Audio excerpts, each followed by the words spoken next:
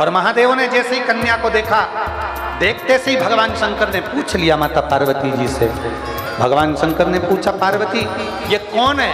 माता पार्वती जी हाथ जोड़कर कहती हैं, मेरे एकांत को दूर करने के लिए मेरे एक बेटी को प्रकट किया है, और ये हमारे दुख को, हमारे शोक को समाप्त करने वाली है, इसलिए इसका नाम मैंने अशोक सुंदर।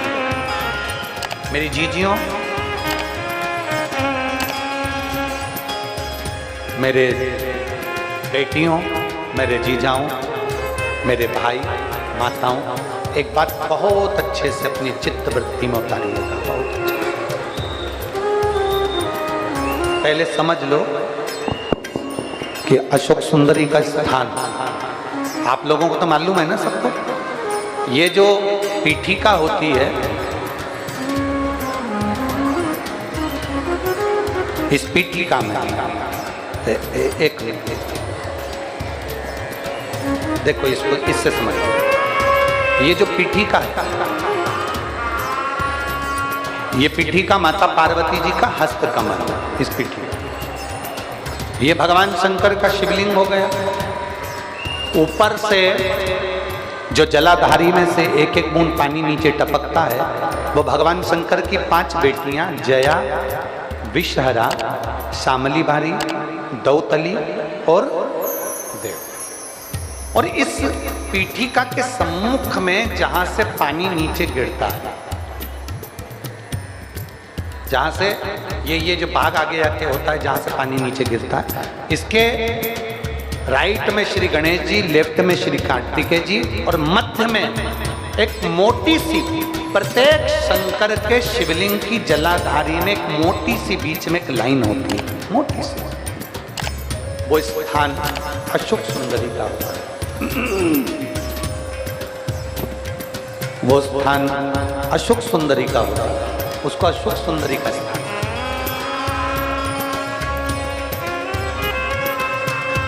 जब विशेष बहुत आपको लग रहा है कि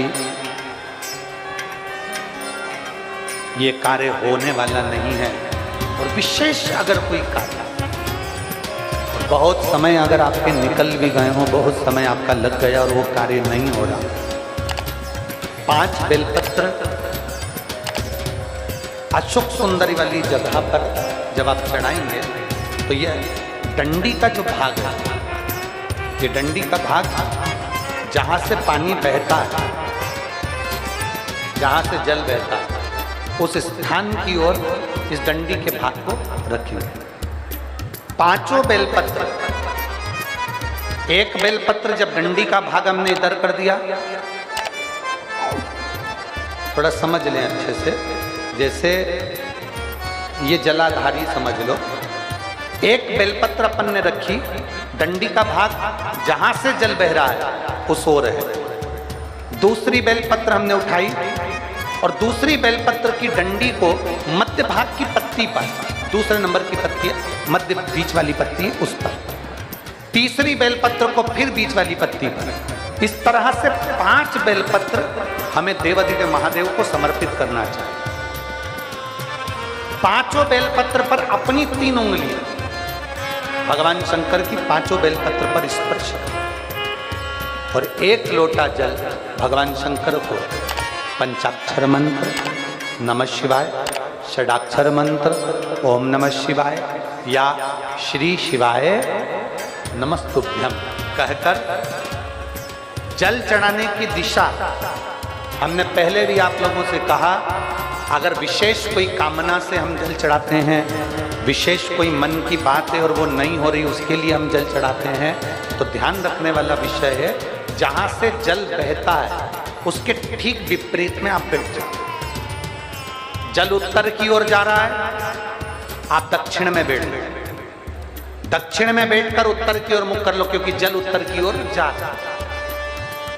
इधर जल जा रहा है तो आपका बैठना इधर होना चाहिए, इधर जल जा रहा है तो आपका बैठना हम जहाँ बैठे ऐसा होना चाहिए। इधर जल जा रहा है तो आप जैसे बैठे हो वैसा होना चाहिए। वहां बैठकर 5 बेलपत्र रखकर उंगली का स्पर्श कर कर पंचाक्षर मंत्र या षडाक्षर मंत्र या श्री शिवाय नमस्तुभ्यम बोलकर फिर जल की धार दोनों हाथ से देवादिदेव महादेव को अपने मन की कामना कर कर अशोक सुंदरी से अपने दिल की बात कहते हुए चढ़ाई 2 या 2.5 महीना होगा और देवादिदेव महादेव आपका वो कार्य सफल करेगा।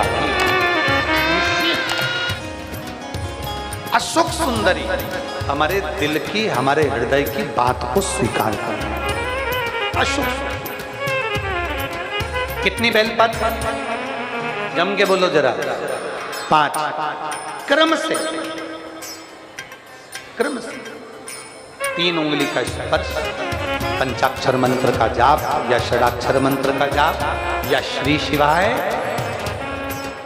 कहते हुए बाबा को दिशा में बैठकर जल समर्पित करते कि भोला सब दुखेगा तो ओ भोला सब दुखेगा तो हृदय से बाबा से कहकर दिल से निवेदन जब हम करेंगे,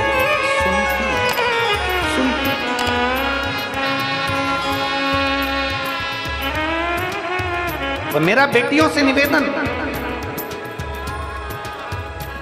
कोई कह दे कि हमारी शादी 30 साल तक नहीं हुई, 35 साल तक नहीं हुई, 40 साल तक शादी नहीं हो रही, बेटा बेटी कुंवारे, मैं उनसे निवेदन करूंगा सोमवार की अष्टमी, जिस दिन सोमवार हो, अष्टमी तिथि हो, उस दिन अशोक सुंदरी वाली जगह पर अगर आप केवल हाथ का स्पर्श मात्र कर लो अशोक सुंदरी वाली जगह पर और श्री शिवाय नमस्तुभ्यम का स्मरण कर लो, अशोक सुंदरी वाली जगह पर सोमवार की अष्टमी के दिन अगर आप शंकर भगवान के अशोक सुंदरी वाली जगह का मात्र स्पर्श कर लेते हो, ऐसा कोई व्यक्ति नहीं होता जिसका विवाह ना हो, विवाह होता ही निश्चितता है। अशोक सुंदर वाली जगह पर, अशोक सुंदरी वाली जगह का स्पर्श मात्र हमें सुख करना। शिव कथा कर रहे हैं, भगवान शंकर का संवाद करता है, शिव महापुराण वर्णन करती है। भगवान तुमरुका जी चंचुला देवी से सुंदर प्रसंगों का स्मरण कराते हुए जीव कल्याण के लिए 12 ज्योतिर्लिंग का स्मरण करा। हे चंचुला, प्रथम ज्योतिर्लिंग के रूप में भगवान तुमरुका जी कहते हैं, चंचुला,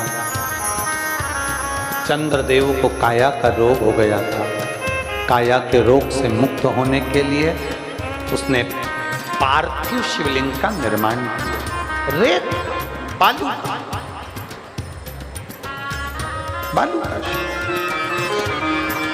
शिवलिंग बनाने का फल क्या होता है?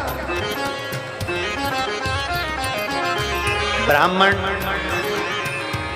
शिवरात्रि पर, सावन महीने में, प्रत्येक मासिक शिवरात्रि पर, प्रत्येक प्रदोष पर